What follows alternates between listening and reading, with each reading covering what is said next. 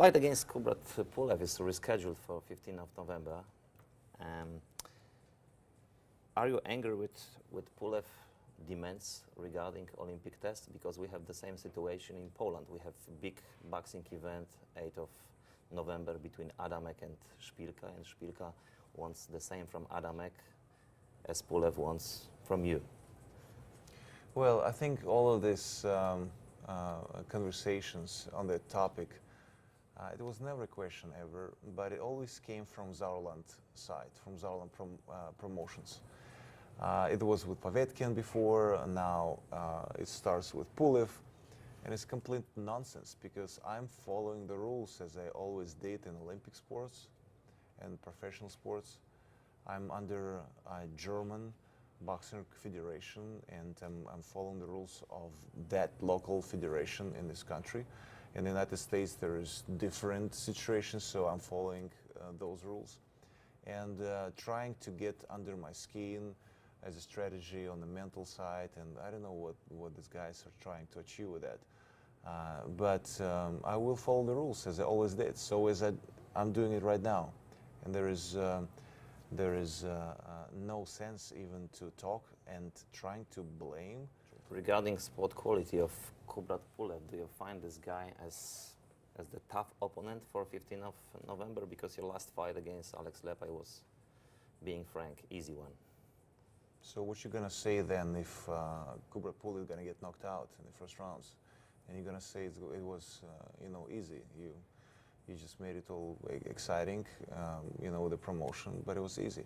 You forget things like Alex Leapand beat unbeaten Russian fighter Denis Boytsov in a very impressive way, and Alex Leapand came as a build-up fight for Boytsov. So we've seen how many times Boytsov end up on the floor, and you cannot underestimate anybody. So I don't underestimate anybody. I'm making sure that I'm 100% ready for the fight and that my opponent has no chance to land a single punch. You are 37 years old. You are absolutely king of the division. You have fantastic record and 20 fights in a row without any loss or draw. So I'm thinking about the challenges, about the future. How long are you going to stay in the ring? I don't know. I wish I could. I have a feeling that I can stay long enough and last long.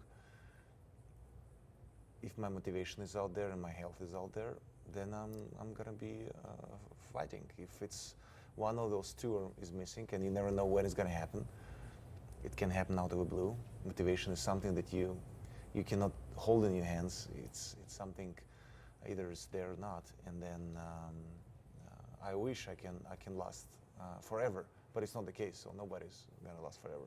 So I'll see. I have no particular plans, and I hope that I just proceed and successfully proceed with my career.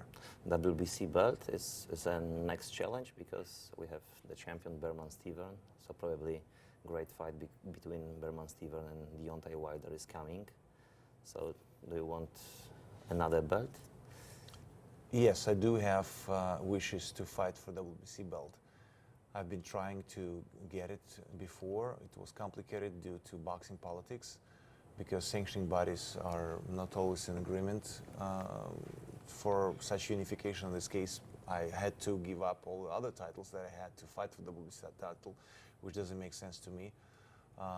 But I hope that eventually also with the promoter, now Steven's promoter, Donkey Inc., it's almost impossible to get any deal with him. You know the division very, very well, so can we treat Deontay Wilder, because you know this guy very much, can we treat him as a coming prospect, as a guy who can, just change something in this division?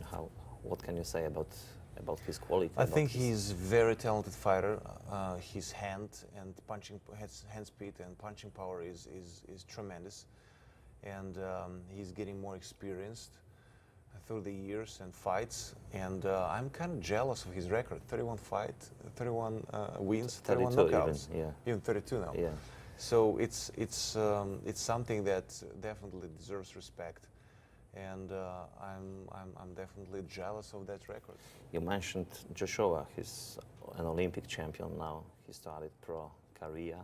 So can we predict that he's going to be the new Lennox Lewis, or now it is too early to? Nobody's going to be like tell. Lennox Lewis or Mike Tyson. You know, this is new names and new generation, and they have to establish themselves in their own way. And I think that Anthony Joshua he's definitely a tremendously talented guy, and he has it all. He has the size, he has the weight, he has the strength, he has the youth, he has desire to become champion. He has great amateur background. He's Olympic champion. What can be more achieved than Olympic gold? Vladimir, I would like to ask you about American market, because you speak perfect English. Americans know you. You are very close to American women, and I'm curious about your career in the United States. Well, it's simple and obvious that also the question why Floyd Mayweather fights in Las Vegas, and he's not going out of MGM Grand at all, so he's fighting at the same place. Yeah. And so why am I fighting in Europe? Because on the economical side, it just makes sense. The difference between euros and dollars, with at least 30% on exchange, then all the excitement of the European fans, we can fill out stadiums up to 60,000 just like that, and multiple times, and it's just easy with the promotions, and on the economical side. Probably the biggest challenge in your career, in your life, is coming, because you will meet father duties soon. That's exciting. It's totally exciting. I can't wait when it's going to happen, and that's something that Hayden and I wished, and eventually our wish come true. We are looking forward to become parents, and I think it's challenging as well, but we're ready for the challenge. 1 week before your fight against Kubrat Pulev, we have our big show in Poland. Also, 18,000 tickets sold for the fight Szpilka Adamek. So you know Polish young prospect Artur Szpilka, heavyweight. Yeah. Yes, of course. I think he was in my training camp as a sparring partner, if I'm not wrong. No, he had to, but. So I have between 10, 15, 17 guys coming and going to the camp, and I've heard about him, at least, and I think that he has, as any Polish fighter, great potential, because you have great boxing school here in Poland, and I think that at any time, sometimes, who would have thought when I lost against Lamont Brewster 2004 that I'm going to be the dominant force. Tomasz Adamek, he was fighting against your brother in Wrocław. Lately he lost against Vyacheslav Glaskov, and now he's the opponent of Artur Szpilka. This is a very emotional fight for Polish crowd. Do you think Adamek is finished in this business? I'm talking about world championship fights. I have no right to say, is it done or is it not? As I just told you with example myself, where everybody would have said, no way he's going to make it to become heavyweight champion and dominant force. And you never know. I wish Tomasz Adamek good luck, and I think he's a respectable fighter, and he's a great guy, as much as I know about him, and I got as much as I got from him. And I think that this fight with Szpilka is going to be challenging for Szpilka as well. The Glaskov fight, Adamek was dreaming about facing you in the ring for world championship belts, but now this is only the dream for him, I think. Well, he's not the first who is dreaming about it. There's a lot of guys, and Tyson Fury and Chisora and David Haye dreams again, and what's his name? Wilder, Steven. Those guys as well, but I'm talking about Shannon Briggs. So there's a lot of guys that, it's like as soon as the topic, and I understand, because you're king of the hill and everybody wants to try to push you down, which is a very difficult position to have for a long time. and I got used to it. And I understand that any conversation about heavy division and any fighter that steps in, he's looking up to the champion, and of course he's challenging him and he wants to fight him. I was the same way. I remember when I was when I just switched the amateur sport to professional, there was Lennox Lewis the champion, Evander Holyfield is a champion, so I want to fight those guys. How do you treat this story with Shannon Briggs? Seriously or like comedy? Well, it was kind of funny, seeing him to, get the press conferences and throw a shoe at me and all the nonsense that he did. But then after a while, with the restaurant, that's something, he definitely crossed the line. It was not funny. I think it was ridiculous.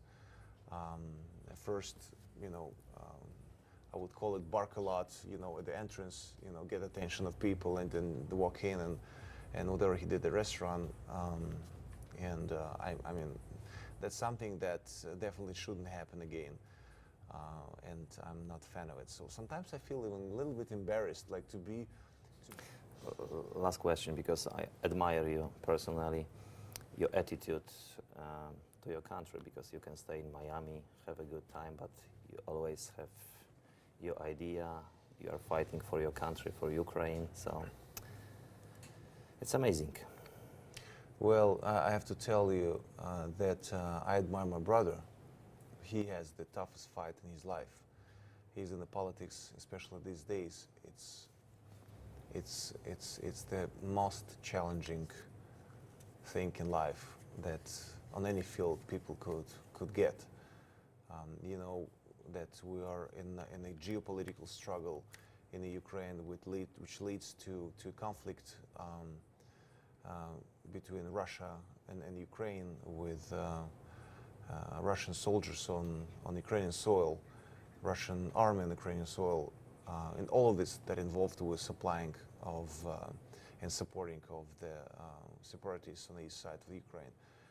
It's definitely something, all the statements which made all of us, Europeans, but also the world, shocked when the leader of Russia, President Putin, said that he can conquer in 2 days or 2 weeks entire Balticum and all the other countries on the east side of Europe, which this statement is, if you want it, what he said to Barroso and Poroshenko, which is scary. It's scary. It shouldn't be this way, and it's something that unfortunately has repetition of the history and the mistakes of the history after Second World War. Fighting only in the ring. Wladimir Klitschko, as always, pleasure. Thank you. My pleasure. Thank you.